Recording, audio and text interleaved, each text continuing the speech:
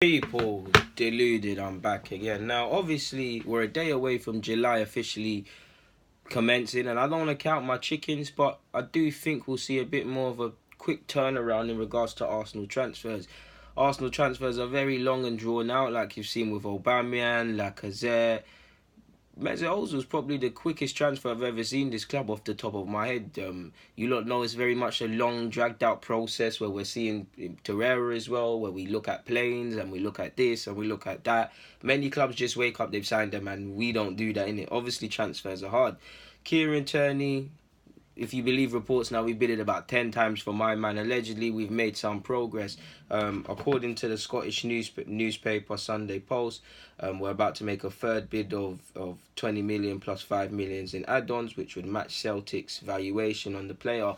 Now, allegedly, he's in Austria, or he was in Austria with Celtic with their pre-season preparations, but he's left there to return to Scotland, as Neil Lennon said, to complete his rehab. He could legitly have rehabilitation, but if we read between the lines a bit, has he left there because of an impending move to Arsenal and him probably needing to undergo a medical, to speak to representatives and do several things. I mean, obviously Arsenal can fly out to Austria in that, but his logistical reasons, it could be there. Or could he be returning to have certain showdown talks with Celtic's chairman or whatever, who knows. But you definitely think it's nothing to do with rehabilitation for his injury and things like that. It could legitimately be that, but you'd like to think it's something in regards to Arsenal. There's even talk of including what's his face in that move as well, Jenkinson. We'll see how that one goes, man. And it's nice to see that one's moving fast. Hopefully, if it is to be done, it can be done in time for us to go to America. So we'll see how that one goes. Apparently, the Sun has said Christian Bielik is now leaning towards an Arsenal exit with no prospect of regular first team football at the Emirates. Has he had a conversation with Emre or the advisors? Has he not? If he hasn't, then he has to keep it moving. He can't afford to gamble. If Emre or whoever sits down and says to him, listen, you can earn a spot if you train and you work hard. You can earn a spot in this team, then cool. He might sit down for 6 months and see how much football he's played in January. And if still not, keep it moving. But once you've had a taste, you don't want to go back. And if you're getting iffy signals, you have to keep it moving. He's had a fantastic year for Charlton, and he's been getting interest. He had a good post-season tournament with Poland's under-21s. Not just him, a lot of them done it, to be fair. So people are probably looking at him. If you look at how it's gone with Marlons, Gnabry's, the Dragomirs, the just any decent young player we've had, Benassia, you do think he's gonna leave. He wasn't signed for that much money. If we make our money back and put in a resale value, the club will look at it as that's cool.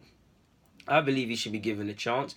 Centre half defensive mid, he can give us some different options and allow us to be a bit more creative. He's still unpolished, so he'd need time to develop. But if he's not going to be given an opportunity, and it can't be done, people, really and truly, can it? Now, we're still allegedly looking at Balde from Monaco. We'll see how that one goes. Quite unrelated to Arsenal, but related in that obviously transfer fees doesn't always correlate to kitties. But if you look at Benassia, first and foremost, apparently AC Milan want to hijack this move, so that could drum up his price.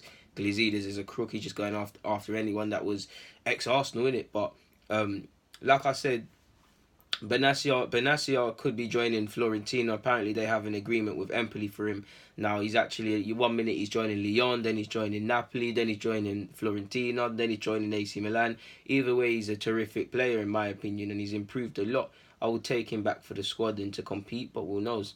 Currently at the African Cup of Nations, I do believe we get around 30%, forgive me if I'm wrong, of Benassia's deal. So if we're not going to buy him back as much as I would like us to exercise that right, the more clubs that are interested in him are bidding for his signature, the more money we can get. So we can make 40% off other transfers. You're probably thinking, I just said 30, where you getting 40? DG, you know you're not good at maths, but you're bugging out. I say that because Jeff and Adelaide, another one, probably not so much, but second half of the season he's improved his standing, had a terrific tournament with the under-21s for France, assisting and stuff like that. He's got Borussia Dortmund, Leverkusen, Lille, Porto, AC Milan, again, as we know, all chasing him. Ange aren't prepared to sell him for less than 20 million. They signed him for 1.5 million from Arsenal last season, and we've only got 10% people of the resale value. You look at Liverpool, for example, they just sold Rafael Camacho to his old club Sporting Lisbon.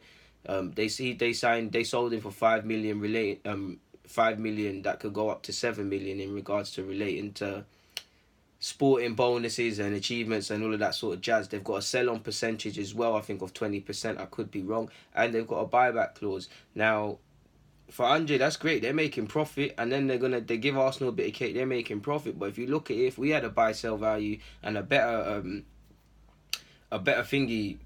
resale percentage, there's more room to maneuver people. And it's quite funny because players on this moment of time, based on the fact that we haven't been able to move on several players that should be moved on, we're earning more money of players that don't play for this club anymore than current ones. It's quite funny, to be fair with you. What other transfer news is there? I don't really think there's any news, to be fair with you people. Obviously, we already know about the Zaha one. Apparently, we're looking at us Liverpool and United are all looking at Jacob Brown Larson, Danish under-21s international. He was alright at the tournament, as was Skoff, I can't say his name. Wasn't really anything amazing in my opinion. The latest reports of Mustafi seem to be leaning towards a loan deal to Fenerbahce. Obviously, I told you lot, and you lot know yourself, they're not going to cover his wages and things like that. So why would they? At best, it's a loan. It's a loan move. Pay a bit of his percentages, maybe 50-50, give us a loan fee, and then we'll see what it is. And then it's in his best interest to seek that. Maybe if he plays in decent form, he'll come back next season, which would be the 2021 season, 2020/2021 season. He's contracted until 2021. So if he's played okay on loan and things like that, and he's come back in pre-season with a year left, we could probably move him on for pennies, yes, but nobody wants Mustafi really and truly, innit? Like, nobody wants Mustafi. Nobody. Like, literally nobody. What other news is there? Let's just browse around quick.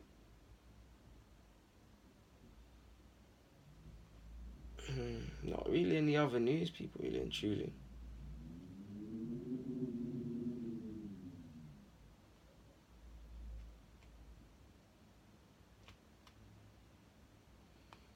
Mkhitaryan and Ozil have been offered to Italian clubs, but no one's interested.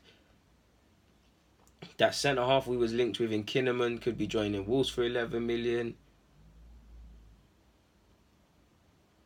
What else is there? Don't even want to talk about the Zaha stuff. Apparently we scouted Keita Balde again during Senegal's game against Tunisia. Quick word on Torreira. Uruguay are out. You also Suarez miss a penalty as well. What else is there?